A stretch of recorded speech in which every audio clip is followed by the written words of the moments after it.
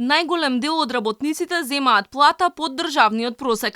Власта за џабе се фали со просечна плата од 500 евра за да постигне политички поени, вели универзитетскиот професор Лазар Јовески. Според него, реалната просечна плата во земјава е околу 21 до 22.000 денари. Дури 35% од вработените се пријавени на минималец, а голем е бројот на работници кои се принудени да враќаат дел од платата назад кај газдите. Јас би бил навистина радосен и среќен ако тоа е она реална состојба во општеството. Меѓутоа, добро спомнавте дека медијалната плата не се зема во предвид и таа се движи негде околу помеѓу 20-21.000 до 22.000 денари. Тоа ја одразува реалната состојба во државата. Се уште за жал дел од вработените и таа минимална плата од 18.000 денари ја враќаат назад на работодавачите на овој или на оваков или онаков начин.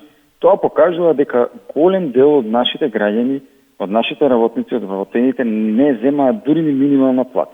Високото ниво на просечна плата го подигаат фирмите во главниот град, посочува Јовески. Вели во помалите градови од внатрешноста, состојбата е драстично различна, а примањата на работниците помали. Идете во Валандово, идете во Штип, идете во Радовишот, идете во Берово, идете во Прилепки и видите колку е просечната плата, тоа реалноста на живење, квалитетот на живот во Македонија е далеку од она дека просечно се живее за околу 500 евра. Според пресметките на економскиот институт Finance Think, средната плата во земјава е 21.000 денари. Половина од работниците земаат плата до тој износ, додека дури 80% имаат примања пониски од просечните 31.080 денари во март. Со зголемувањето на минималецот на 18.000 денари, близу 170.000 вработени кои примале помалку од таа сума се изедначиле со групата од близу 50.000 вработени со примања од 18.000 до 20.000 денари. Според последните пресметки на синдикатите, минималната синдикална кошничка надминува 38.000 денари. Тоа значи дека ниту две минимални плати не се доволни за да се задоволат основните потреби на 4-члено семејство.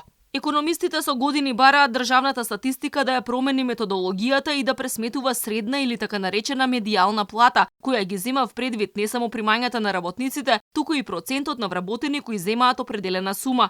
Побранот незадоволства на работниците, сега и Сојузот на синдикати е револтиран, бидејќи со ребалансот на буџетот не се предвидува раст на примањата на административците за 50 евра.